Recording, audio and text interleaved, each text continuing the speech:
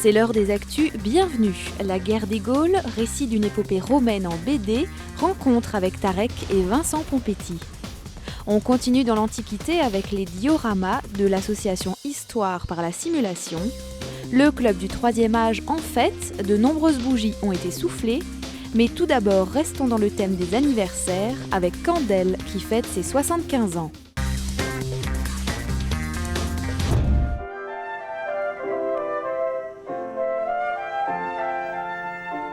La fête d'anniversaire de Candel bat son plein.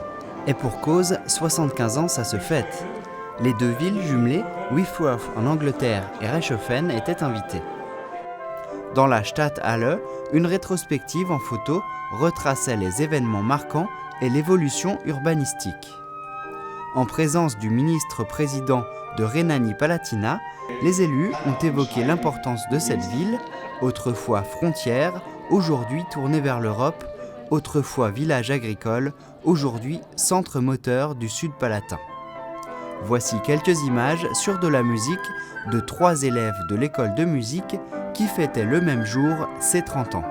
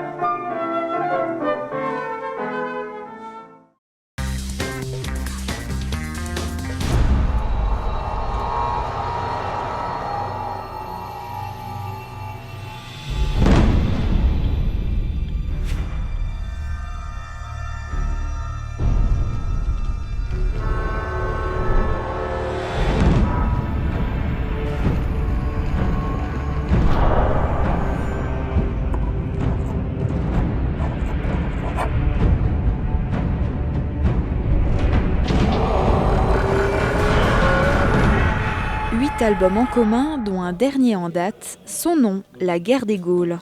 Tarek et Vincent Pompetti, bien connus dans le monde de la bande dessinée, se consacrent cette fois à une tâche importante et pas des moindres, la grande histoire de la défaite gauloise devant les Romains. Et justement, ce nouvel album, dont le premier opus se nomme Caius Julius Caesar, Tarek et Pompetti l'ont dédicacé dans le village gaulois de Niederbronn-les-Bains lors des dernières journées du patrimoine.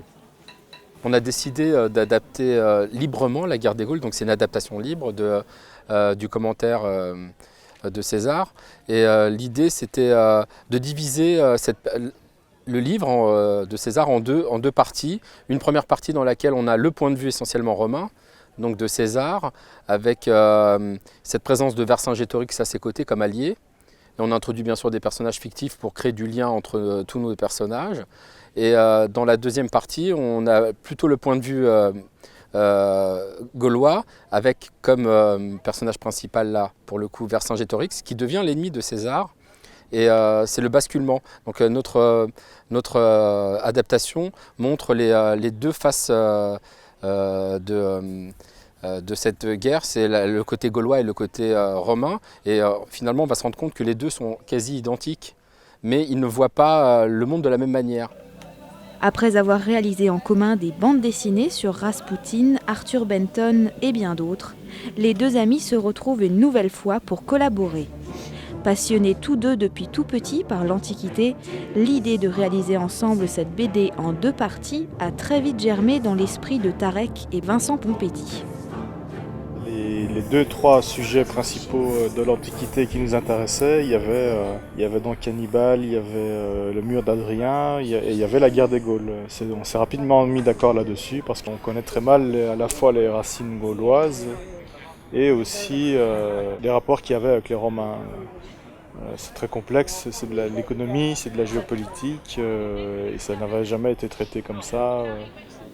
Terminant tout doucement la traduction en anglais du premier livre sur la guerre des Gaules, le scénariste et le dessinateur vont s'atteler au 2e opus début 2013. Un livre consacré à la guerre des Gaules, vu cette fois par l'œil gaulois.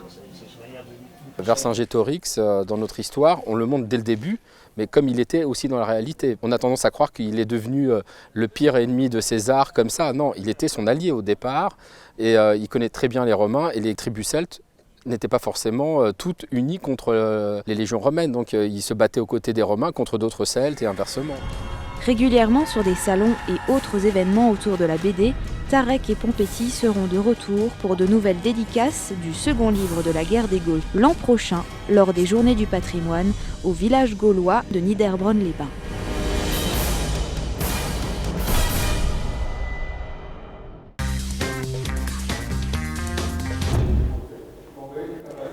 Les petits soldats de notre enfance refont surface à la Maison Rouge de Merzwiller.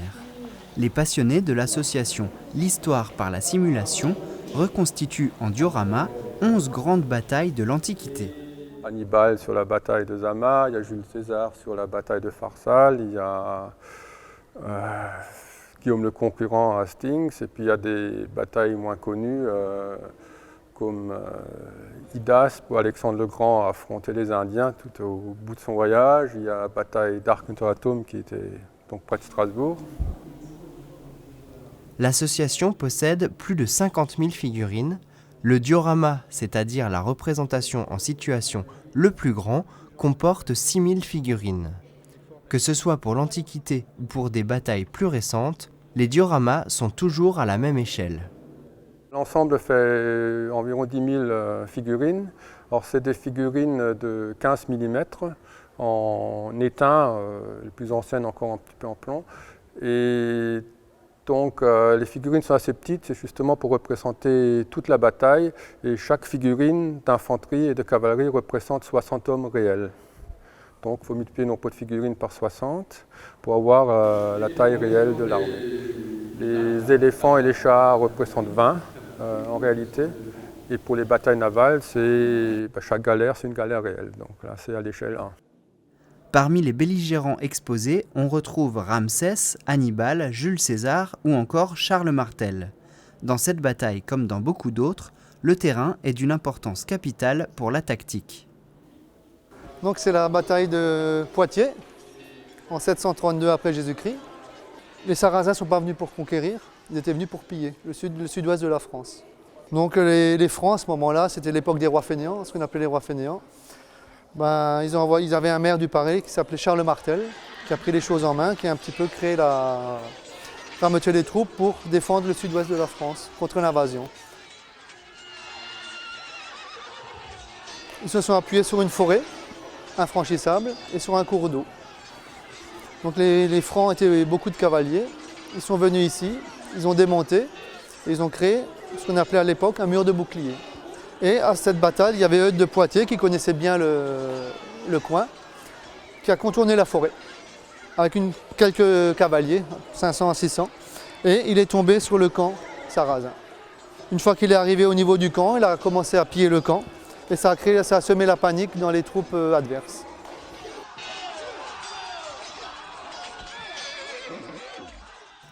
L'exposition à Merzwiller est terminée, mais les amateurs de jeux, de figurines ou même d'histoire peuvent découvrir le cercle ludique alsacien de stratégie à Eschbach.